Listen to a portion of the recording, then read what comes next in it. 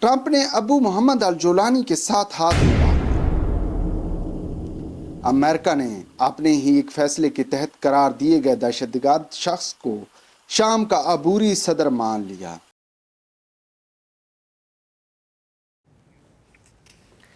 For the next story, let me start by showing you two pictures. The first one is this, a classic FBI most wanted poster. The reward is $10 million. Look at the name on it. Mohammed al-Jolani, a notorious terrorist leader. Anyone who could help track him down would walk away a millionaire. That's the first picture. Now take a look at the second picture. That is US President Donald Trump shaking hands with a West Asian leader. Do you know who that man is? You guessed it. It's the very same Mohammed al-Jolani. Only now he is no longer hiding in the shadows. He is the president of Syria. کیا اسرائیل اور امریکہ فلسطین کے مقدمے کو کمزور کرنے کے لیے نئی چال چل رہا ہے؟ پس منظر حقائق کیا ہیں؟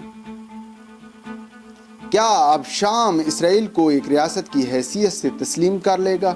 یہ سوالات اس وقت بہت زیادہ اٹھائے جا رہے ہیں۔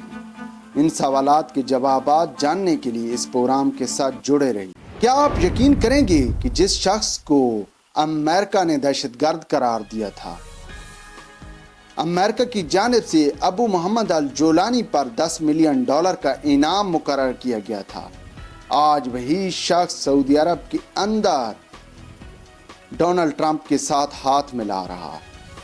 آج سعودی عرب کے اندر ڈونلڈ ٹرمپ کے ساتھ ہاتھ ملانے والے شخص کو القاعدہ کا چہرہ سمجھا جاتا تھا، لیکن آج دنیا اسے شام کا عبوری صدر مان رہی ہے۔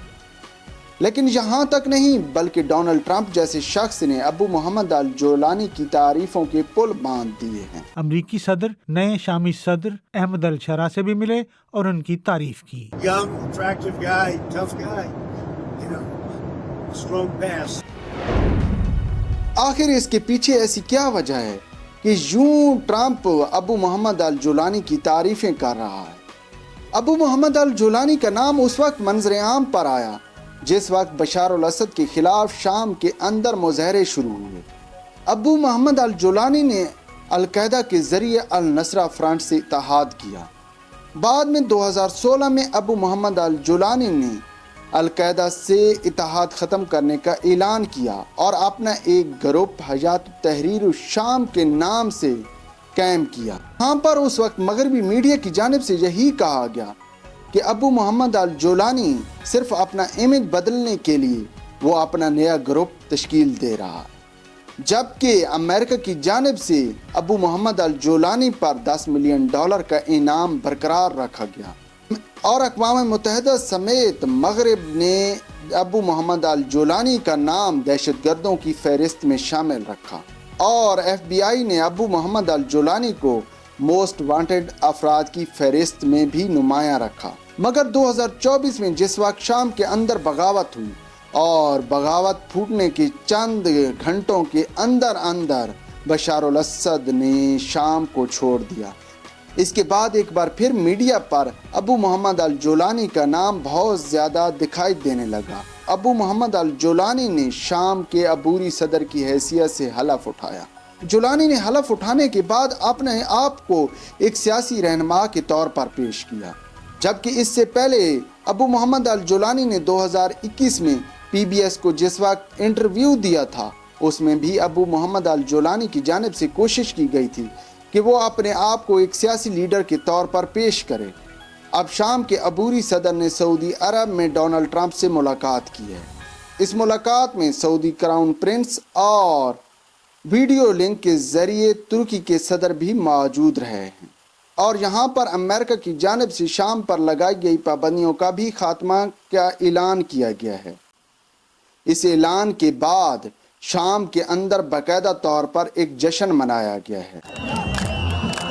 ڈونلڈ ٹرمپ کے شام پر سے امریکی پابندیاں ہٹانے کے فیصلے کے بعد دمشق میں جشن کا سماں ہے۔ یہ احساس ناقابل یقین ہے، ناقابل یقین خوشی۔ امید ہے کہ خدا اس ملک کی مدد کرے گا اور یہ سب کے لیے بہتر ہوگا۔ سب کو مبارک ہو۔ شام کے تمام افراد کے لیے یہ ناقابل یقین خوشی ہے. یہ ہمارے ملک کے لیے بہت اچھا ہوگا. کنسٹرکشن دوبارہ شروع ہوگی, پناہ گزین واپس آئیں گے, سب لوٹیں گے, قیمتیں کم ہوں گی, اچھی چیزیں ہونے والی ہیں خدا نے چاہا تو. بس تھوڑی سی صبر کی ضرورت ہے, لیکن بہتری آنے والی ہے. 46 سال سے عائد پابندیوں کی وجہ سے امداد سمیت غیر ملکی سرمایہ کاری رکی ہوئی تھی. اس کا مقصد معصول صدر بشار الاسد پر دباؤ ڈالنا تھا. بشار الاسد کی حکومت کے خاتمے کے وقت شام کی 90% آبادی غربت کی لکیر سے نیچے رہ رہی تھی. لیکن یہاں پر شام کو ابراہیم معاہدے میں شامل ہونے کی دعوت دی گئی ہے. Yeah, but I think they have to get themselves straightened out. I told him, I hope you're going to join when it's straightened out. He said yes. But they have a lot of working. جبکہ اس معاہدے کے حوالے سے بات کی جائے 2020 میں you اے ای نے اس معاہدے کے تحت اسرائیل کو تسلیم کیا, پھر بحرین نے بھی اسرائیل کو تسلیم کیا, اس کے بعد سوڈان اور مراکش نے بھی اسرائیل کو بحیثیت ریاست کے طور پر تسلیم کر لیا. اس وقت بھی ڈونلڈ ٹرمپ کی حکومت تھی اور آج بھی ڈونلڈ ٹرمپ کی حکومت ہے, اور یہی کہا جا رہا ہے کہ اس وقت بھی شام کو پریشرائز کیا جا رہا ہے. اگر شام کے اندرونی حالات کا مطالعہ کیا جائے تو شام کے اندر اس وقت علوی فرقہ بہت زیادہ مضبوط ہے, لیکن اس کے ساتھ ساتھ شام کے اندر دیگر لوگ بھی اسرائیل سے نفرت کرتے ہیں اور وہ نہیں چاہیں گے کہ اسرائیل کو بحیثیت ریاست کے طور پر تسلیم کر لیا جائے. جہاں تک خطے کے دیگر گلف کنٹریز کی بات ہے تو وہاں پر بادشاہت ہے اور وہاں پر تمام تر فیصلے بادشاہ اپنی مرضی سے کرتا ہے, لیکن شام کے حالات یکسر مختلف ہیں.